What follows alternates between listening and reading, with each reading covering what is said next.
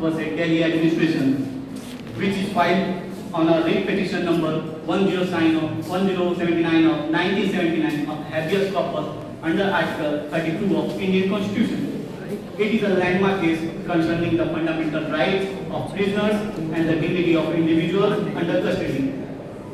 This moon before this court seek to examine whether the practice of handcuffing under 12 prisoners amount to a violation of constitutional guarantees enshrined under Article 21, which secures the rights of life and personal liberty, and Article 40, which ensures equality before law.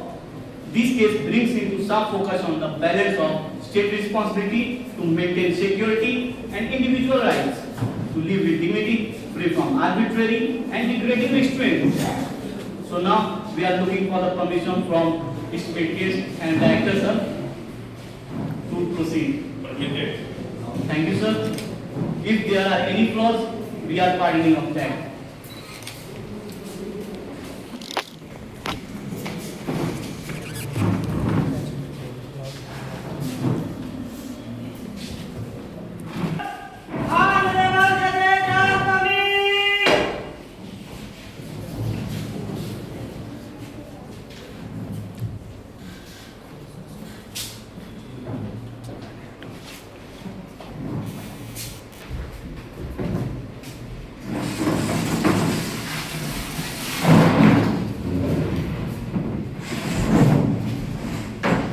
Be seated, please.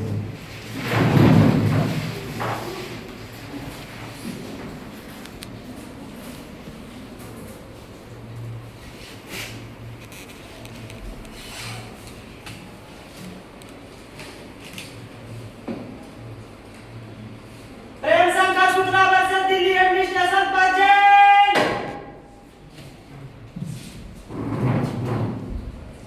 Start the proceeding. Honorable my lord, I am Advocate Dinesh Tripathi. I am here on the behalf of the petitioner Mr. Prem Shankar Shukla. My lord, the council would like to seek the permission to read through the rights. You may. Honorable my lordship, myself, Advocate Arvind Vishal, on the behalf of Delhi administration and the learned council would like to seek the permission to the court to read through the rights. You may. Much obliged, lordship. My lord, if the court allows, the council would like to seek to state the fact and contention before the court. Proceed. The petitioner Mr. Prem Shankar Shukla was an under-trial prisoner in Tihar jail who complained of being routinely handcuffed during his transfer between the jail and the Delhi High Court through the jail and telegram to court alleging that handcuffing is the violating of his dignity. The Delhi High Court had previously dismissed his plea, arguing that while better class prisoner needed a special better class prisoner. Yes, my lord. The better class prisoner means the prisoner who committed a heinous crime. Prisoner needed a special reason for handcuffing. Ordinary prisoners could be routinely restrained. The Supreme Court took up the matter by treating Shukla telegram as a writ petition of habeas corpus under Article 32, and the issue raised. Whether routine handcuffing of under-trial prisoners violates fundamental rights under Article 14, 19 and 21 of the Indian Constitution. Whether police have unfettered discretion to handcuff prisoners. Whether classifying prisoners for the handcuffing is constitutionally valid. Your Honor, my first contention is, as provided in Article 21 of the Constitution, handcuffing violates the right to life and personal liberty. Further, this article includes the right to live with human dignity, and routine handcuffing is degrading and inhuman. Handcuffing under trial presumes innocence, prejudice, and punishes them before conviction, violating justice principle. Arbitrary use of handcuffs without justification violates Article 21's requirement for a just, fair, and reasonable procedure. My lord, in a case of Maneka Gandhi versus Union of India, on page number 21 of the given file, Article 21 has defined in a wider sense. In a similar case of Sunil Batra versus Delhi Administration of 1978, it is on the page number 23 of the submitted file. has clearly mentioned that the court led that fettering and handcuffing are not to be used routinely. Such treatment violates the right of dignity under Article 21 of the Constitution. My lord, my second contention is whether handcuffing violates right to equality, discriminatory classification. The distinction between the better class and ordinary prisoner for the handcuffing is arbitrary and violates before the law. My second sub-contention is blanket handcuffing of the ordinary prisoner is disappropriate and lacks rational connection to preventing escape or violence. My lord, I would like to give a reference between on page number 25 of the given file. Rule 2622 repeat Rule 2621 of the Punjab Police Rules 1934 draw a distinction between better class underclass prisoner and ordinary class prisoner 35A basis for determining who should not be handcuffed. Would you explain how to Article 14, Article 19 and Article 21 relate to this case? Yes, my lord. Handcuffing a person unless strictly necessary according to the procedures established by law violates their fundamental rights under Article 14, 19 and 21 of the Constitution.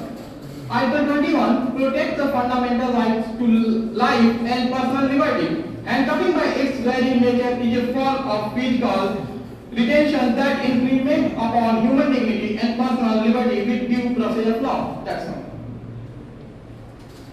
My lordship, myself, Advocate Arvind Mishra, and the learned counsel would like to seek the permission to the court to state the case and the contentions of the case.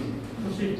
Much obliged, Your Lordship. My lordship, the prisoner custodial campus and the court was the responsibility of the special wing, and when the prisoners was the security risks, iron were not allergic to the law, and the rules permitted their use.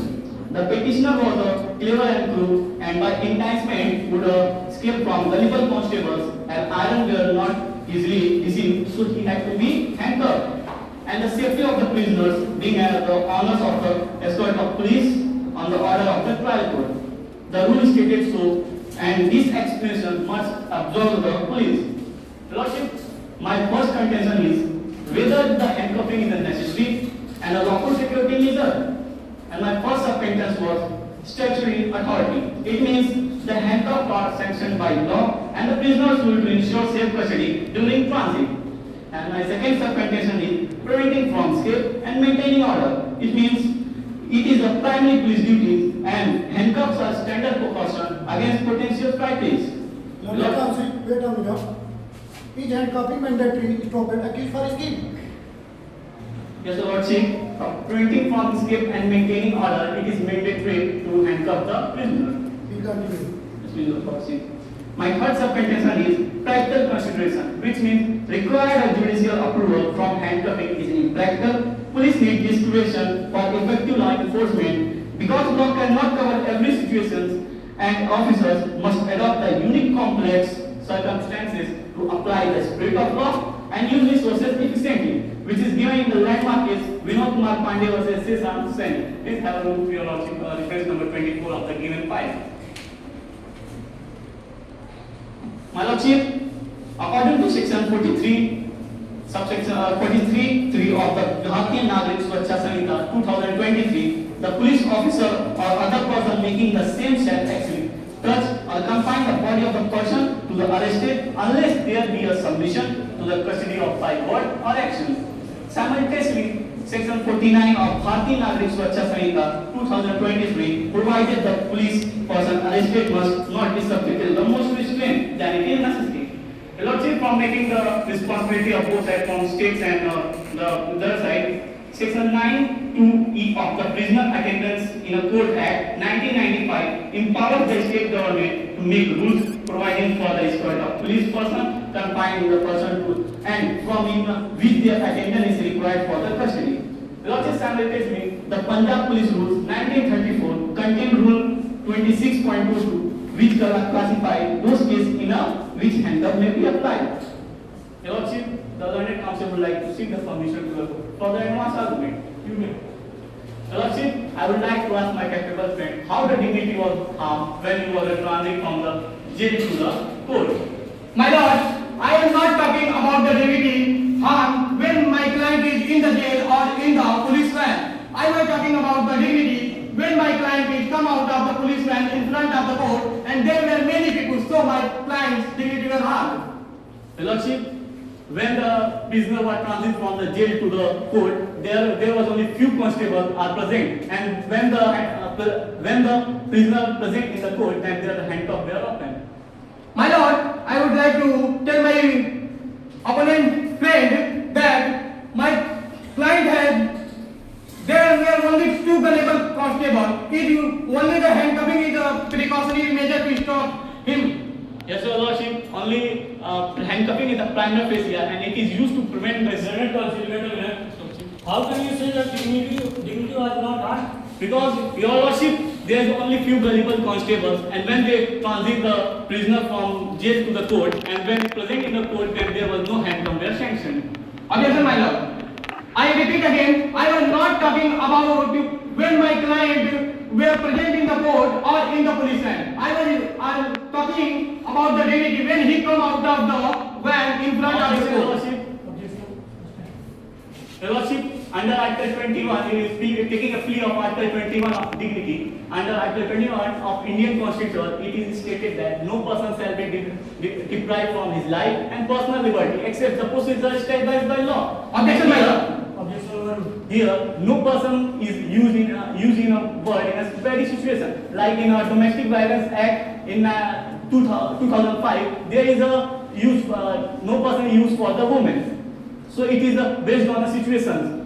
That's my point, my lord. He said that in Article 21, there should be no person shall be deprived of his personal life and liberty.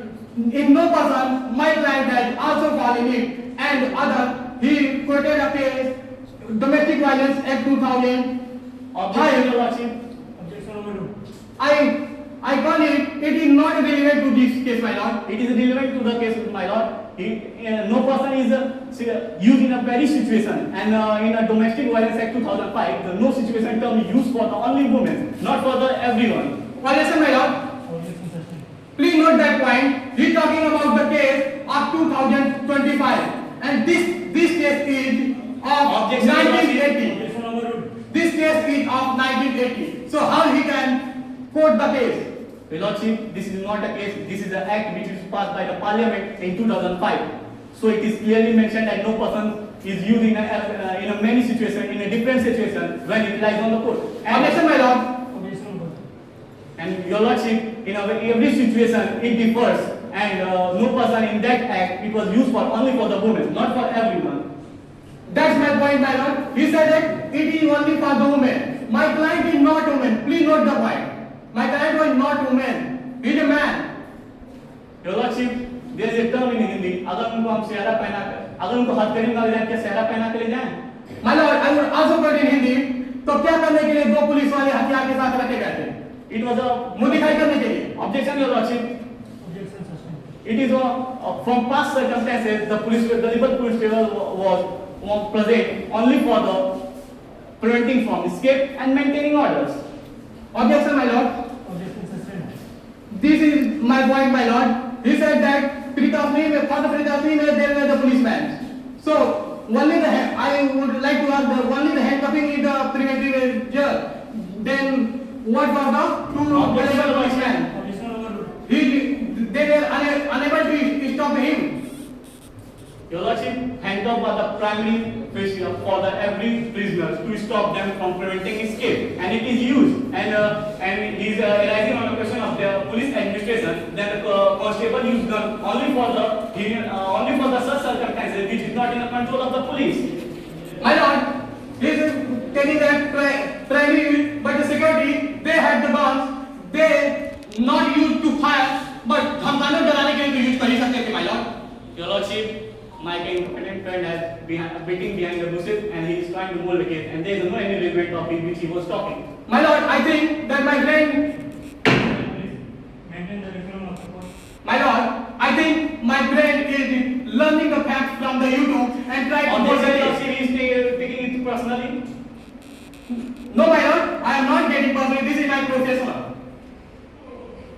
Your Lordship, I am directing my case and the learned counsel would like to seek the permission to the court to state the prayer. Start.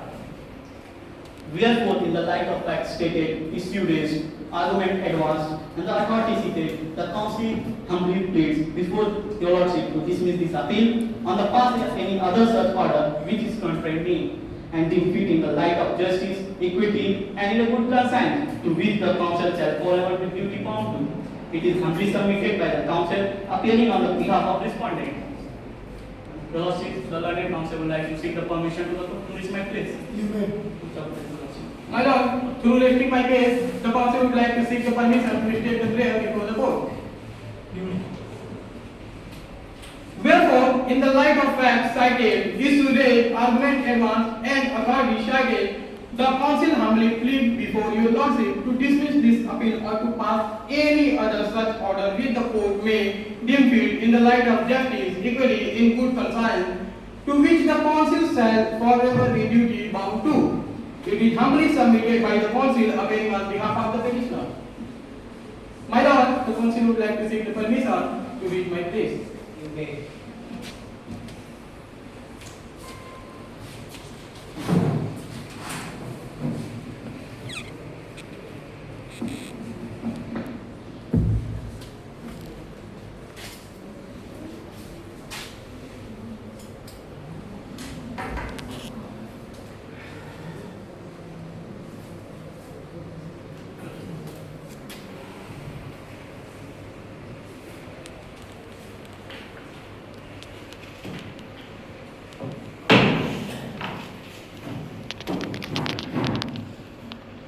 From listening the arguments of both sides, the bench of court is decided that the routine handcuffing of under trial prisoners is inhuman and on infringement of the rights mentioned in Article 14, Article 19 and Article 21 in Constitution and Article 21 defined in broader sense which include prisoners also.